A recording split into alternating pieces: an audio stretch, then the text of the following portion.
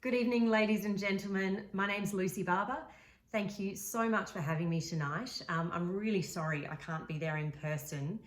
I just wanted to say how incredibly honoured I am to be inducted into Grammar's Hall of Fame. I feel like there are plenty of people who would be much more worthy of this accolade, but I'm just truly touched and, as I said, honoured to be acknowledged in this way. So thank you so much. I wanted to give you a little bit of an insight tonight into what I do in my day-to-day job, but most importantly, I just wanted to share with you a couple of experiences I had at Grammar along the lines of subject changes and extracurricular activities, which I feel really shaped the direction of my career and also, in a sense, helped me become the person I am today. So, to give you a bit of an idea, my title at work is the ABC's National Regional Affairs Reporter. I'm based in Canberra at Parliament House in the Press Gallery. We have a bureau here and a lot of the time I work out of there, but a lot of the time I work remotely or I'm on the road. So I file stories about rural and regional Australia to a national audience. So I might end up filing programs to 7 p.m. news, to the AM program on radio in the mornings. I did a story on foot and mouth disease for 7:30 a couple of weeks ago. What else am I doing? Today, for example, I've been down to Cooma in southern New South Wales, working towards a bigger story about the rental crisis in regional Australia. On Tuesday, I was at the National Press Club moderating the Federal Agriculture Minister's first address since Labor came into government.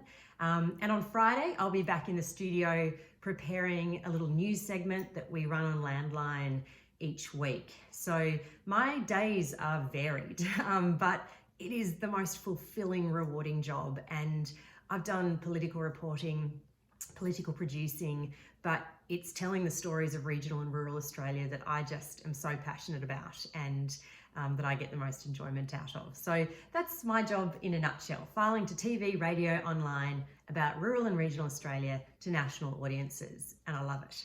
I guess the idea of loving what you do really sits well with me, because when I was in year 11 at Grammar, I remember I wanted to be a doctor, and I'd signed up for all the subjects that I needed to do to get there. So physical science, biology, math stage 2, yada, yada, yada. And look, I think it was, I had a fabulous physics teacher. He was an absolute hoot, but I think it was week 1 or week 2, and I was just sitting there just thinking, what on earth is going on? It was going over my head. I just felt completely out of my depth. And I remember going away having a bit of a think, and my gut instinct was telling me that this just wasn't me. As much as I'm not the kind of person that wants to give up on things quickly, but I just thought, I just can't see how this can translate to a profession where I rely on this information that I'm meant to compute really quickly, but I can't even understand what he's talking about. Anyway, so that was a bit of a concern for me. So I told it off to the career counsellor at the time, and she was fabulous. And I just sort of said, look, what else is on she said to me, let's look at what else is on the same line or the same schedule as physical science. And so when we looked at the roster, the really only other subject that had some sort of appeal was drama. So you chalk and cheese, really. You couldn't have asked for anything more different. But I just thought, oh yeah, that'll play. And much to, I don't know, perhaps the horror of my parents when I went home and said, I think I might ditch science and take up drama, they were, whatever they thought at the time, they were completely supportive. And that was wonderful, because I literally did. I ditched science and took up drama the following week.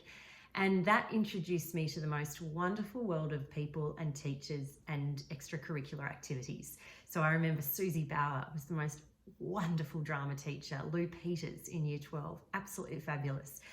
The wonderful Bruce Fairfax was so encouraging.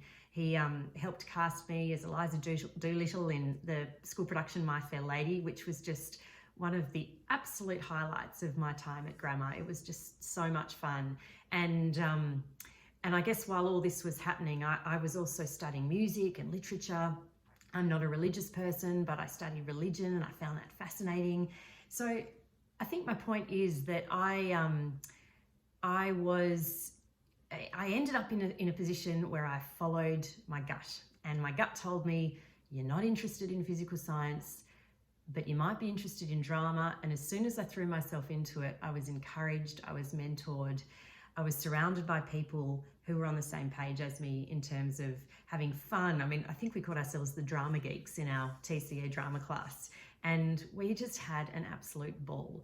Having fun is so important, because I think a lot of the time if you have fun with a subject, you'll do well at it.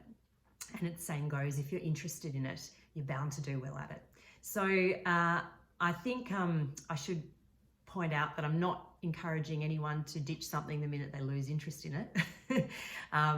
But I would encourage the idea of listening to your gut and following your passions and following your interests. So I think by the end of all that, I fancied the idea of becoming an actress. That didn't happen. I applied unsuccessfully to NIDA, but I enrolled in media and comms, or media and communications, at Sydney Uni and managed to get in. Off I went. And over time, I got into community radio. I did freelance writing. I did a few articles while I was at uni. That was a great bit of pocket money on the side. And then eventually I managed to get a cadetship of sorts through the ABC Rural Department. And my career has followed from there. But I think if I hadn't made that subject change in the first instance in year 11, I'm not quite sure what direction I would have taken. But I think what was so important was that I had the support of teachers. I had the support of my peers once I joined that drama fray. And I also obviously had the support of my parents to just follow my passions. So that was hugely important, and I feel really grateful for all of that. And so today my job is to tell stories, to communicate, and I couldn't be happier with that. And I guess the other thing about my job is it's about being curious. So I feel like that's a real privilege. That's my baby crying in the background if you can hear, so apologies for that. Anyway, I'll cut myself short because I don't want to eat into your fabulous night there, but I just wanted to say a huge thank you to you all, a huge thank you to Grammar for this incredible honour, and anyone there who's studying drama at the moment, all power to you. It's the best subject going around, and it can lead to so many wonderful career paths. So have fun and good luck. Thank you.